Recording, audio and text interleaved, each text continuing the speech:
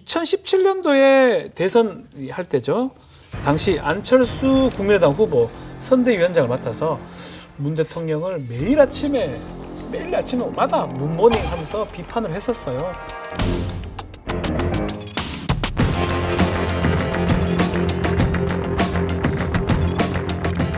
근데 문재인 정부가 출범이 되니까 계속 또 칭찬을 매일 아침에 라디오 프로그램 가서 그래서 문 땡큐 이렇게 평가 계속 바뀌어요. 그 당시 이제 대선 때 얼마나 이 문재인이 삼음절에 집착을 했는지 네. 국민의당 그 대선 캠프 유세 마이크 잡고 문재인이 되어야 나라가 바뀝니다라고 말 실수를 할 정도로 머릿속에 온통 그냥 문재인만 들어 있었던 거예요. 안철수 유세 가지고 문재인이 꼭 되어야 합니다. 문재인이 되어야 광주의 가치와 호남의 몫을 가져올 수 있습니다. 제가 일부러 한번 실수를 해봤습니다. 저는 기억에 남는 게 네. 이제 그 국회 계단 앞에서 그때 조국 전 법무부 장관 임명을 철회하라고 정당에서 한참 그럴 때가 있었는데 그때 이현주 전 의원이 이제 삭발투쟁을 하셨거든요. 그때 그걸 보고 박지원 의원이 한 말이 있었습니다. 뭐라 그랬죠? 국회의원이 하지 말아야 할 3대 쇼. 사실은 조금 기억나요. 네, 웃으면 안 되는데 진짜 좀 그렇다라고 했던 게 의원직을 사퇴하겠다라는 말 하면 안 되고 삭발하면 안 되고 단식하면 안 된다.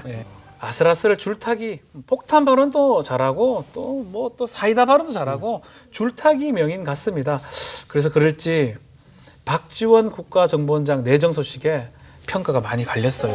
미래통합당은 조금 안 좋아 보여요. 네, 뭐 아까 말씀드렸지만 네. 적절치 않다. 국정원장의 과연 역할이 무엇인지에 대해서 근본적으로 한번 생각을 해봐야 되고요. 청와대에서 이렇게 얘기를 했습니다. 메시지가 간결하면서도 명쾌하고 정보력과 상황 판단이 탁월할 뿐 아니라 정보위 활동을 해서 정보원 업무에 정통하다. 정보원이다. 네.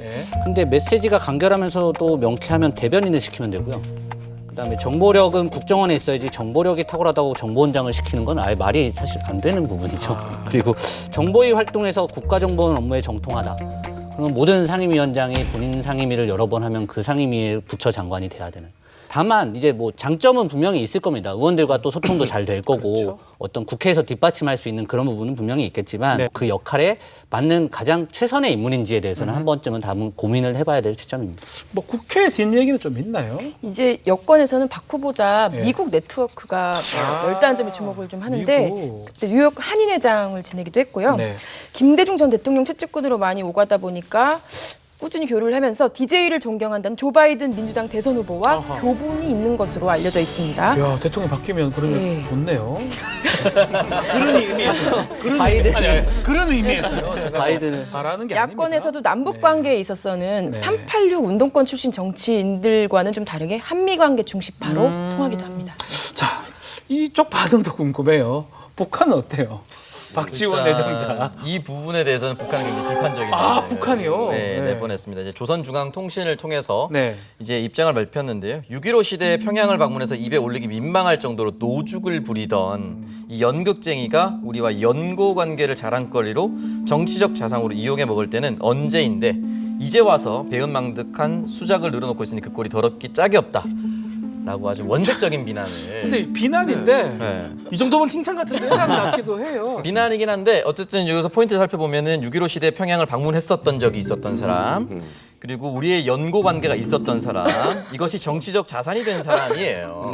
이건 세계는 인정을 한 부분인 거거든요. 괜찮네. 사실은 저도 이제 황교안 부대변인 말씀에 좀 동의하는 부분이 어쨌든 국정원장은 국가 최고의 정보에 접근하는 사람입니다. 그렇기 때문에 그 부분을 잘 다룰 사람이 가는 것이 맞긴 하나 또 반대로 생각하면은 우리 국정원장도 국정원 출신 아닌 사람이 와서 민해 통제를 한번 받을 필요도 있다라고 저는 생각이 들고 또 이 국정원의 전신인 중앙정보부 72년 이우락 전 중앙정보부장이 직접 또 북한으로 가서 갔다 왔죠. 김일성 전 주석을 만나고 7.14 공동성명 이끌어냈죠. 그 이끌어냈었죠. 사실은 이제 우리나라 정보에서 가장 고급 정보는 대북 관련된 정보가 될 수밖에 없습니다. 그 부분이 가장 중요하기 때문에 역할을 또 잘 해낼 거라고 봅니다. 자, 박지원 전 의원 올해 나이가 79입니다. 곧 8순이 되는데 자, 정치인으로서는 뭐 다 해본 것 같아요. 대통령 빼고는.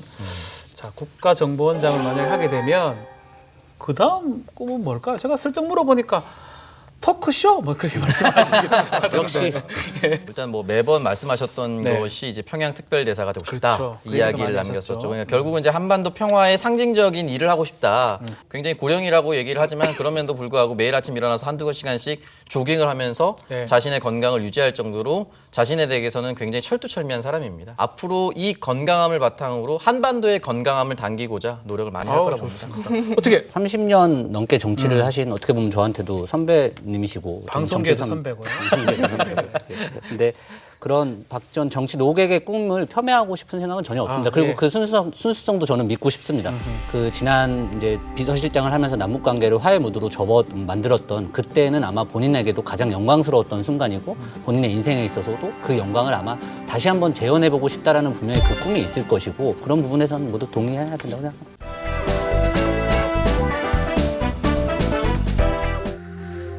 OBS